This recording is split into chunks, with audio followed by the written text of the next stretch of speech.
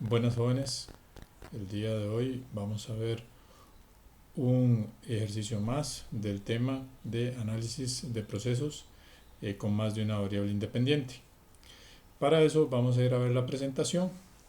En este momento eh, vamos a verla acá y empezamos con esta frase que dice: el éxito es estar a gusto con tu propia vida. Esto es un llamado a que siempre busquen lo que ustedes quieren, a que busquen lo que realmente les satisface tanto personalmente como profesionalmente. Como les decía, es un problema más de análisis de procesos en más de una variable independiente y es muy similar al problema que hicimos anteriormente de este mismo tema. En este caso tenemos que desarrollar la relación de la temperatura con el tiempo y la posición en una placa que, igual que anteriormente, se extiende indefinidamente a lo largo y a lo ancho y con un espesor 2W. Inicialmente se encuentra a una temperatura T0 y de pronto la temperatura de una de las caras cambia a TW, mientras la otra se expone a un medio que tiene una temperatura T sub F, manteniéndose de esta manera por un tiempo determinado. Vamos a ver la solución. Este es el diagrama del problema. Es un diagrama donde podemos ver que es exactamente el mismo que vimos anteriormente, ¿verdad? Entra un flujo de calor y sale un flujo de calor en nuestro volumen de control diferencial con respecto a la posición X. Y tenemos también un cambio con respecto a la temperatura. Aquí vemos una placa incandescente, en este caso de un metal, y que, bueno, precisamente lo que queremos, ¿verdad? La superficie inferior está a una temperatura dada que podríamos llamar TW, mientras la superficie superior está expuesta a un medio que tiene una temperatura T sub F. Aquí vemos otras piezas metálicas expuestas a una cierta temperatura, y esto normalmente, como les mencionaba antes, se trata de tratamientos térmicos. Sí, y también les decía en el caso anterior que este es un problema que podría ser similar a la solución de una aleta recta que inicia su calentamiento en el caso de las aletas que se utilizan para el enfriamiento de microprocesadores. Muy bien, a partir de este diagrama definimos nuestras variables del proceso, en cuyo caso tenemos dos variables independientes que son la posición en el espesor de la placa X y el tiempo, y la variable dependiente, que es la temperatura, junto con la variable intermedia, que es la intensidad de flujo de calor en la dirección X.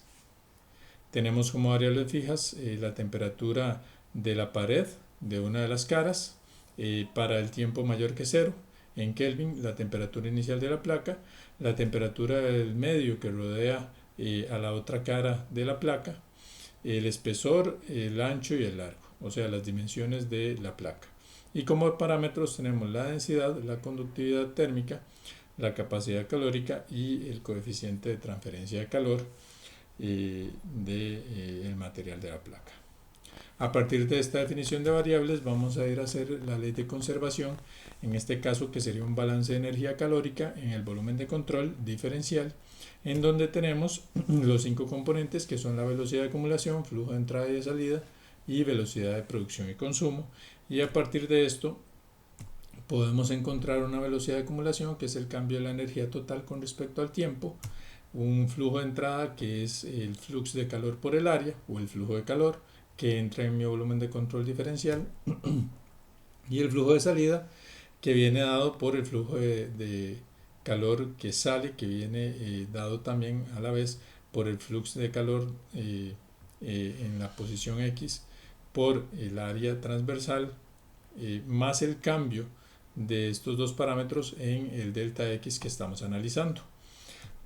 Como velocidad de producción y velocidad de consumo tenemos cero, porque no hay una reacción de por medio ni hay una generación.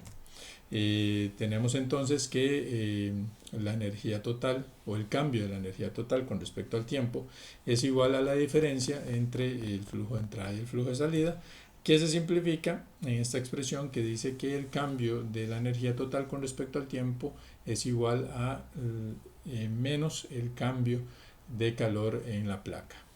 ¿Okay? O lo que vemos es, lo que significa es que físicamente es que la energía total de la placa se va a cambiar como cambia el flujo de calor que en este caso sale de la placa. Vean que aquí tenemos un componente que es muy similar o igual a lo que decíamos en el caso del capítulo 4, que estábamos en transferencias de calor en estado estacionario, ¿verdad? Entonces hacemos un análisis similar en nuestro volumen de control diferencial, y también a la vez tenemos un componente que es la velocidad de acumulación, que es similar a lo que hacíamos en el capítulo 3, que es un componente transitorio, que es el cambio de la energía total con respecto al tiempo. Como relaciones constitutivas tenemos la ley de Fourier, tenemos la energía total, que vamos a definirla como energía interna más energía cinética y potencial. Tenemos la energía interna, que vamos a definirla como la masa o la densidad por el volumen por la capacidad calórica por el diferencial de temperaturas, donde una de estas temperaturas es una temperatura de referencia a la cual se mide la capacidad calórica.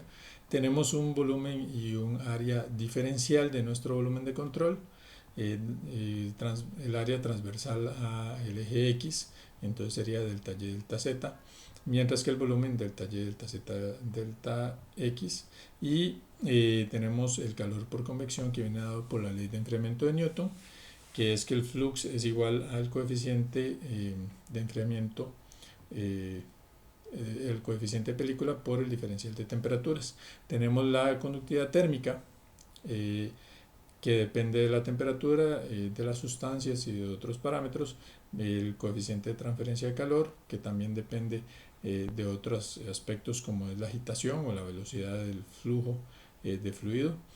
También tenemos la densidad, que depende también de la temperatura y las sustancias, y la capacidad calórica, que también depende de la temperatura y las sustancias. Como condiciones del modelo tenemos un estado transitorio, tenemos una geometría perfecta, una masa y una energía que la vamos a ver como un continuo. Vamos a también a decir que los parámetros son constantes. El material va a ser homogéneo para que esos parámetros y esas características de el material sean iguales. También tenemos que no hay cambio de fase, tenemos que el material es sólido, entonces vamos a suponer que la capacidad calórica es igual a volumen constante que a presión constante. Tenemos que el cambio de energía cinética y potencial son despreciables, y por lo tanto la energía total o el cambio en la energía total es igual al cambio en la energía interna, y tenemos que la difusión es solamente apreciable en la dimensión X y por lo tanto es despreciable en la dimensión Y y Z. A partir de estas condiciones del modelo y las relaciones constitutivas, vamos a simplificar el modelo diferencial, en donde teníamos la expresión que está al inicio. Vamos a sustituir precisamente que el cambio en la energía cinética y potencial son despreciables, entonces tenemos el cambio en la energía interna, y posteriormente vamos a sustituir esa energía interna acá en el tercer paso, y luego sustituimos precisamente el volumen y el área diferencial. Una vez que tenemos esto, podemos sacar todos estos factores del lado izquierdo de la ecuación, porque ninguno depende del tiempo, mientras que del lado derecho el delta Y y delta Z no dependen del delta X, de lo cual depende el calor en la dirección X. Entonces también pueden salir. Simplificamos y pasamos a dividir el delta X, que queda del lado izquierdo hacia el lado derecho, entonces obtenemos la expresión que está acá una vez que sustituimos Fourier, ¿sí? Entonces tenemos que el cambio en la temperatura con respecto al tiempo es igual a, también reacomodamos los parámetros, es igual a 1 entre ρ por la capacidad calórica por el diferencial con respecto a X de la ley de Fourier. Esto termina siendo igual a la conductividad térmica entre ρ por la capacidad calórica por la segunda diferencial de la temperatura con respecto a la posición X. Y eso es igual a alfa, que es la difusividad térmica, que es definida como K entre ρ por C, por la segunda diferencial de la temperatura con respecto a la posición X. donde alfa es un parámetro que decíamos que era la difusividad térmica y que viene dado en unidades de metro cuadrado entre segundo, ¿verdad? Eso ya lo habíamos visto en el capítulo 1 de principios científicos. Entonces lo que tenemos es una ecuación diferencial de primer orden, bueno, una ecuación diferencial parcial de primer orden con respecto al tiempo y de segundo orden con respecto a la posición X con un parámetro alfa que es la difusividad térmica. ¿Y qué condiciones contorno tenemos? Tenemos estas 4 condiciones contorno. Una condición contorno en el tiempo igual 0, que tenemos que la temperatura es igual a una temperatura inicial. En el tiempo que tiende a infinito vamos a tener una temperatura T sub infinito que en realidad no conocemos. ¿Por qué no conocemos? Porque en este caso está entrando calor de un lado de la placa y del otro lado de la placa está saliendo hacia el medio o viceversa, ¿verdad? Está entrando hacia la placa en todo momento. Entonces no es posible tener un valor previamente establecido de esa temperatura. En cuanto a lo que son las condiciones contorno de la posición, en la posición x igual 0 tenemos una condición puntual de t igual a tw y en la posición igual a 2w tenemos una condición natural que significa que el calor conductivo es igual al calor convectivo, ¿de acuerdo? O las expresiones correspondientes que son que la ley de Fourier es igual a la ley de enfriamiento de Newton. Entonces es una ecuación diferencial parcial de segundo orden, ¿cierto? Por este término con respecto a x. Okay. Esto en general ya no nos asustamos tanto porque ya lo vimos en el problema anterior, pero lo que sí nos puede asustar un poco es precisamente esta condición contorno 4, cómo la vamos a manejar. Y precisamente eso es lo que vamos a ver ahora, ¿de acuerdo? Entonces, para hacer la solución habíamos visto que hay métodos analíticos y métodos numéricos. Normalmente se usan los métodos numéricos, ¿verdad? ¿Por qué? Porque ya problemas de ecuaciones diferenciales parciales y sobre todo de segundo orden ya se vuelven más complejos y analíticamente muchos no tienen solución, pero en este caso sí tiene solución analítica. Entonces vamos a ver, ya vimos la solución por medio de Laplace, pero ahora vamos a ver la solución por medio del método de separación de variables y para eso entonces vamos a seguir una metodología. Entonces vamos a hacer la solución por medio del método de separación de variables donde el primer paso es un cambio de variable. En este caso ese cambio de variable hay que calcularlo, es parte del método de separación de variables, ¿de acuerdo? Entonces es muy importante tener en cuenta eso. Como parte del método tenemos que hacer la separación de las variables. También como parte del método tenemos que hacer el cálculo del cambio de variable, ¿de acuerdo? Una vez que tenemos ese cambio de variable, lo sustituimos. Y una vez que sustituimos, recalculamos nuestras condiciones contorno porque podrían cambiar. Después separamos las variables y se resuelven las ecuaciones diferenciales totales que se derivan de esa separación de las variables. Se hallan las constantes de cada una de esas ecuaciones diferenciales o de la solución de esas ecuaciones diferenciales y se compara con la ecuación de Sturm-Liouville y se hallan los coeficientes precisamente de esa ecuación de Sturm-Liouville. ¿Por qué se hace una comparación con esta ecuación de Sturm-Liouville? Bueno, precisamente eso es lo que vamos a ver, ¿verdad? ¿Qué es la ecuación de Sturm-Liouville?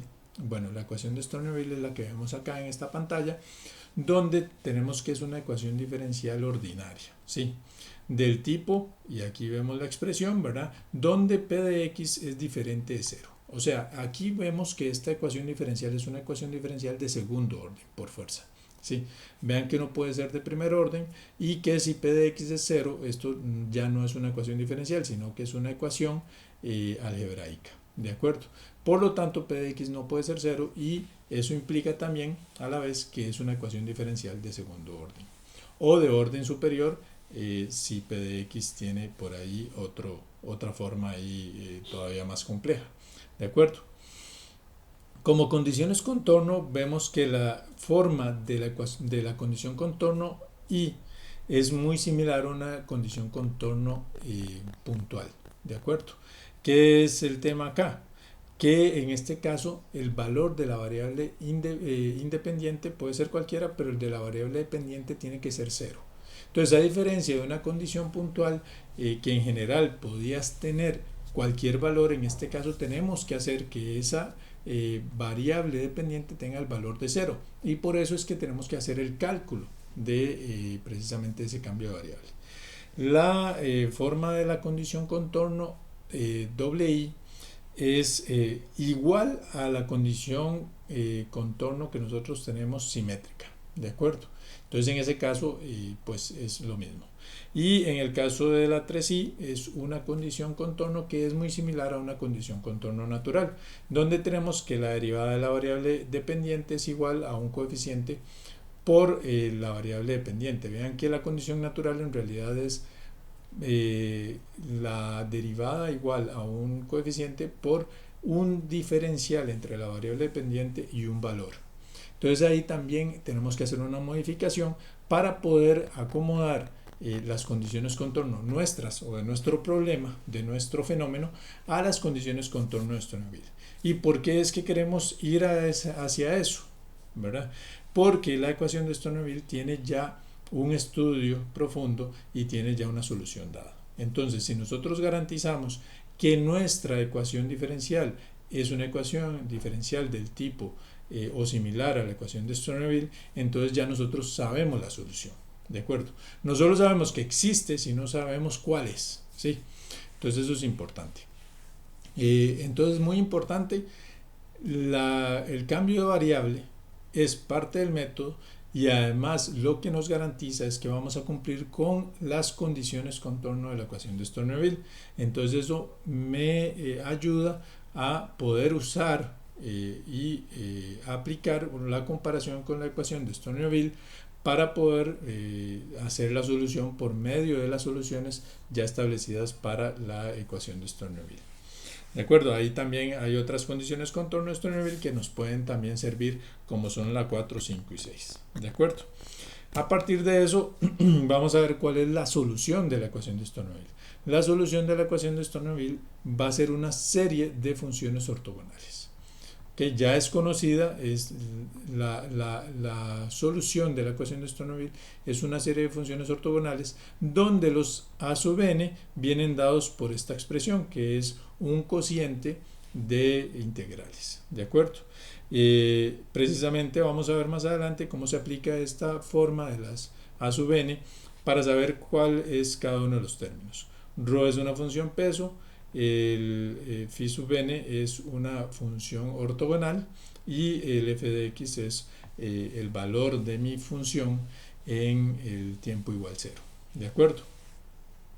A partir de esto, entonces, tendríamos que preguntarnos qué es una función ortogonal, ¿verdad? Una función ortogonal es una función que cumple esto que está acá, que en un intervalo a y b, entonces al tener nosotros una función peso que además, dentro de una integral que además multiplica una función phi sub n y phi sub m, eso es igual a 0 para todo m diferente de n.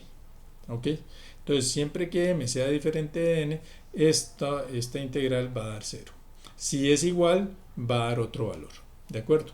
Entonces, ¿cuáles son funciones ortogonales para efectos nuestros? Las funciones ortogonales van a ser las funciones trigonométricas, las funciones trigonométricas hiperbólicas y las funciones de Bessel. ¿Qué no van a ser funciones ortogonales? Las funciones exponenciales, ¿de acuerdo? Las funciones exponenciales o logarítmicas no son funciones de Bessel, ¿ok? Entonces, a partir de esto es como vamos a trabajar, ¿de acuerdo? Aquí, ¿cuál es el fundamento? Bueno, primero reconocer nuestras funciones ortogonales, luego saber que la ecuación de Stoney-Ville es a la que queremos llegar, porque ya sabemos que es una ecuación diferencial de segundo orden que tiene una solución dada y que es conocida esa solución, para poder entonces dar la solución a nuestro problema. Y entonces sabemos que la solución de la ecuación de Stoney-Ville existe, es una serie de funciones ortogonales y ya sabemos cuál es la forma de los coeficientes. Y por eso es que vamos a compararlo con esta ecuación. Entonces tenemos precisamente esta función que está acá, ¿sí?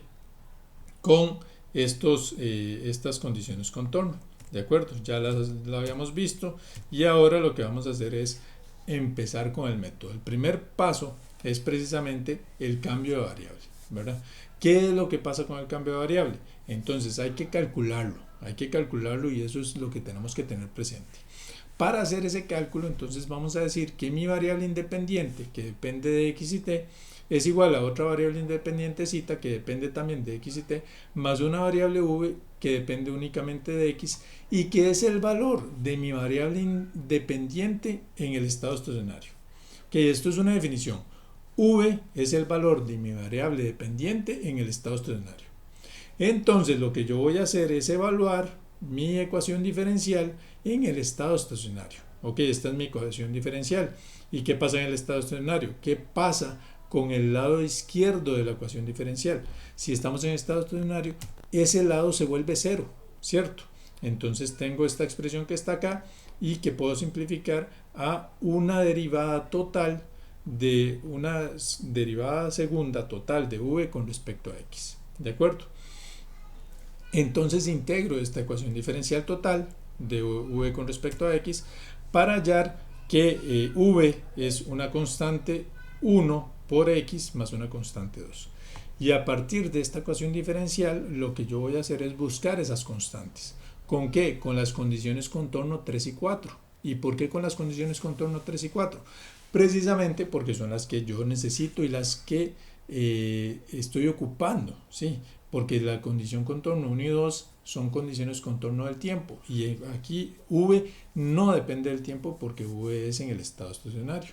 Entonces voy a ir a utilizar esas condiciones contorno 3 y 4 para hallar los coeficientes las constantes 1 y 2. Entonces lo que voy a hacer es precisamente decir que en x igual 0 t es igual a v igual a t w y que en x igual a 2w el calor convectivo es igual al calor conductivo, pero ahora con v, ¿de acuerdo? Porque es en el estado estacionario. Entonces primero sustituyo la condición contorno 3 en la ecuación 4 para hallar que la constante 2 es tw y luego sustituyo tanto la constante 2 como la ecuación 3 y 4 en la condición contorno 4 para hallar que mi constante 1 es igual a menos h por tw menos tf dividido entre k más h por 2w. Y eso, a ese coeficiente voy a llamar b. ¿Ok? Entonces la constante 1 va a ser igual a menos b, que viene dado en Kelvin entre metro. ¿De acuerdo? Una vez que yo tengo esto, ya lo conozco, yo tengo entonces que v de x es igual a tw menos bx. ¿De acuerdo? Y entonces mi cambio de variable o mi variable t, mi variable dependiente t que dependía de x y del tiempo, es igual a zeta que depende de x y del tiempo más tw menos b por x. O sea, zeta más vx, ¿sí?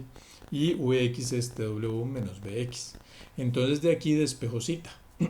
Entonces zeta me queda como t menos tw más b por x. ¿De acuerdo? Ese es el cambio de variable que yo tengo que aplicar. ¿De acuerdo? Eso es importante. Yo acabo de calcular mi cambio de variable. Esto es parte del método. Entonces, este cambio de variable me garantiza que yo cumplo con las condiciones contorno de la ecuación de Sturm-Liouville. Ok, entonces ahora lo que voy a hacer es sustituir este cambio de variable en mi ecuación diferencial. Al hacer la derivada de zeta con respecto al tiempo, la derivada de zeta con respecto al tiempo es la derivada de t con respecto al tiempo. ¿De acuerdo? Porque tw más beta por x son constantes con respecto al tiempo. Luego, la derivada de zeta con respecto a x es la derivada de la temperatura con respecto a x más b. Y la segunda derivada de zeta con respecto a x es la segunda derivada de la temperatura con respecto a x. Entonces, mi ecuación diferencial queda de la misma manera, nada más que con zeta. Me queda que la derivada parcial de zeta con respecto al tiempo es igual a alfa, que es la difusividad térmica, por la segunda derivada parcial de zeta con respecto a x. ¿De acuerdo? A partir de esto, entonces yo voy a a seguir la solución, ¿sí? Entonces sustituyo y entonces hallo mis nuevas condiciones contorno. Entonces vean que la condición contorno 1 cambia a que en lugar de t igual a t0, tengo cita igual a cita 0, que es igual a esa expresión que está ahí. Luego tengo que en el tiempo infinito, cita es igual a un cita sub infinito, no conocido. Tengo que en x igual 0, cita es igual a 0. Y vean que aquí se comprueba que yo cumplo con la condición contorno de la ecuación de Stirner-Liouville. Es una condición puntual donde mi variable dependiente está siendo igual a 0. ¿Ok? Y la condición 4 sería que en x igual a 2w se puede comprobar que menos k por la derivada de cita con respecto a x es igual a h por cita. Si yo paso a multiplicar ese menos k, entonces me queda que la derivada de mi variable dependiente es igual a un coeficiente o a menos un coeficiente por la derivada dependiente. ¿Ok? Esto se puede mostrar y entonces esto también cumple con la condición con la condición de contorno de la ecuación de Stirner-Liouville. Entonces yo ya cumplí con las condiciones contorno de la ecuación de Stirner-Liouville con mi cambio de variable. Por lo tanto, puedo continuar, ¿sí? Entonces, continúo y ahora hago la separación de las variables. ¿Qué es lo que dice el método de separación de variables? Que yo tengo tengo una variable dependiente que depende de dos variables independientes, en este caso x y el tiempo, y voy a decir que esa variable dependiente es igual a otra variable dependiente que únicamente depende del tiempo y otra variable dependiente que únicamente depende de la posición. ¿De acuerdo? Entonces, mi variable dependiente original, que depende de dos variables independientes, se convierte en dos variables dependientes que dependen únicamente de una variable independiente. ¿Ok? Entonces, ¿qué pasa con mi ecuación diferencial? Yo sustituyo cita por tau por omega. ¿Y qué es lo que sucede? Vean que del lado izquierdo de la ecuación diferencial, que está arriba, yo puedo sacar entonces omega, porque omega depende únicamente de x. Y del lado derecho yo puedo sacar tau, porque tau depende únicamente de t. ¿De acuerdo? Entonces tengo esta expresión que puedo reacomodar pasando el tau al lado izquierdo y pasando el omega al lado derecho. Entonces me queda de esta forma que está acá. ¿De acuerdo? Entonces me queda que 1 entre alfa por tau por la diferencial de tau con respecto al tiempo es igual a 1 entre omega por la segunda diferencial de omega con respecto a x. Pero vean una cosa, ya ahora tengo derivadas totales. ¿De acuerdo? Esta es la parte importante. Ya no son derivadas parciales, sino que son derivadas totales. Y lo que voy a decir es que eso es igual a un valor propio. Ese valor propio vamos a ponerlo al cuadrado y vamos a ponerlo en negativo para ahorrarnos un par de pasos. Ok, este negativo y este cuadrado es por conveniencia. ¿De acuerdo? Podemos evitarlo, podemos no hacerlo, podríamos no hacerlo, pero eso implica algunos pasos adicionales e incluso algunas complicaciones, porque implicaría llevar de pronto raíces por allá y también tener que transformar números imaginarios por medio de los senos hiperbólicos a senos y cosenos trigonométricos. ¿De acuerdo? Entonces lo que vamos a decir es que estos valores propios primero van a ser diferentes de 0, porque el 0 se puede evaluar, sí se puede evaluar, pero se puede también demostrar que el valor propio igual a 0 no va a aportar nada a mi solución, y eso sí, los a sub n o los valores propios van a estar en los números reales. ¿De acuerdo? Entonces, yo en realidad lo que tengo que hacer ahora es resolver cada una de las ecuaciones diferenciales. La ecuación diferencial para el tiempo y la ecuación diferencial para la posición. ¿De acuerdo? O la ecuación diferencial para tau y la ecuación diferencial para omega. ¿De acuerdo? Entonces, a partir de esto, voy a ir a resolver primero la ecuación diferencial para tau, que simplemente lo que me da es que tau es igual a una constante C1 por la exponencial de menos alfa por a sub n al cuadrado por el tiempo. Mientras que la derivada o la ecuación diferencial con respecto a omega, lo que me va a dar es, usando operadores, es que omega es una constante 2' por la exponencial de menos a sub n por x más una constante c3' por e a la a sub n por x, que lo podemos ver como una constante c2 por el seno de a sub nx más una constante c3 por el coseno de a sub nx. Y así es como lo vamos a usar con senos y cosenos, ¿de acuerdo? Vean que el A2' es diferente al el C2' es diferente al C2 y el C3' es diferente al C3. Entonces ahora comparamos con la ecuación de Stonerville. ¿A quién vamos a comparar con la ecuación de Stonerville? Vean que a la derivada del tiempo no podemos compararla con la ecuación de Stonerville porque es una derivada de primer orden. A quien debemos comparar con la ecuación de Stonerville es a la ecuación de omega, ¿de acuerdo? A la que depende de la posición, porque esta es la que es una ecuación de segundo orden. Y para la comparación lo que vamos a hacer es poner esta segunda derivada de esta forma, ¿de acuerdo?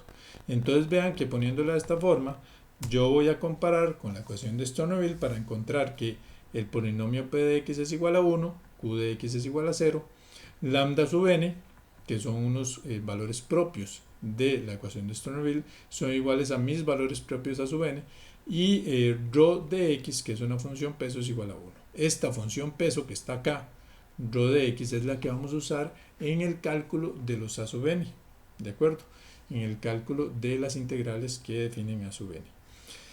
A partir de esto, y con las condiciones contorno 3 y 4, voy a hallar las constantes para omega. Entonces vean que voy a sustituir en la expresión de omega que tengo acá arriba la condición contorno 3 para hallar que la constante C3 es igual a 0. Y luego sustituyo la condición contorno C4. Y en este caso vean que al sustituir la condición contorno C4, que era una condición natural, ¿verdad?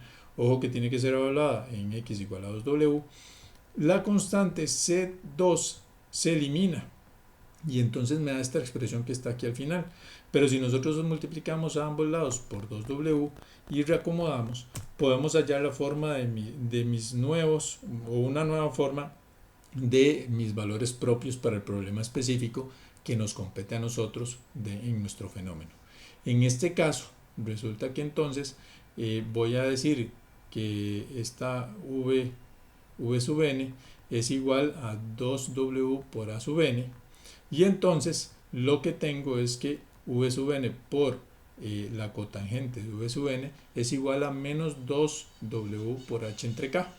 Y vean que esta expresión, que además es adimensional, es una expresión que depende de las características de mi fenómeno. Depende del espesor de la placa, o sea, de una dimensión, y depende de las características del material y del medio al que está expuesto, K y H, ¿de acuerdo? Entonces yo lo que tengo es la forma de mis valores propios, ¿de acuerdo? La forma de mis valores propios es v sub n por cotangente de v sub n igual a menos 2w por h entre k.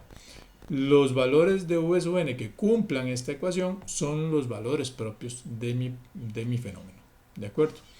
Ojo que de aquí también yo puedo despejar a sub n para decir que a sub n es v sub n entre 2w.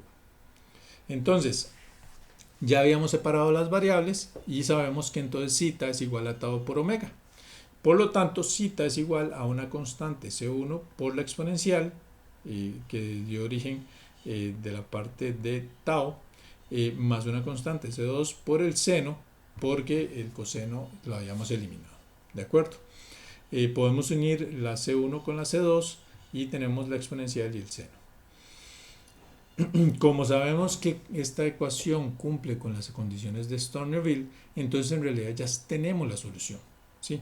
Ya sabemos que la solución de nuestra ecuación diferencial va a venir dada por las funciones ortogonales, ¿sí? Entonces, en este caso la función ortogonal es seno, ¿de acuerdo? Y entonces mi solución va a ser que zeta es igual a la serie o la sumatoria desde igual 1 hasta infinito de los a sub n por la exponencial por el seno, ¿de acuerdo? Vean aquí una cosa, la exponencial viene de tau, entonces hay que incluirla, y el a sub n engloba a la constante C1 y C2.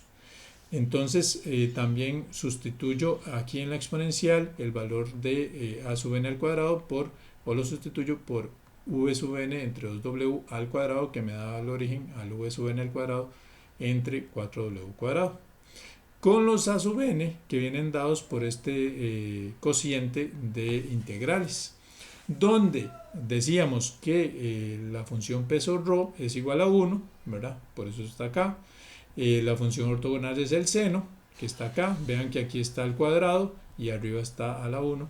Y el valor de mi función en el tiempo igual 0, que es t sub 0 menos t sub w más b por x. ¿De acuerdo? Y entonces integramos eso arriba y abajo, hacemos el cociente y obtenemos los valores de a sub n.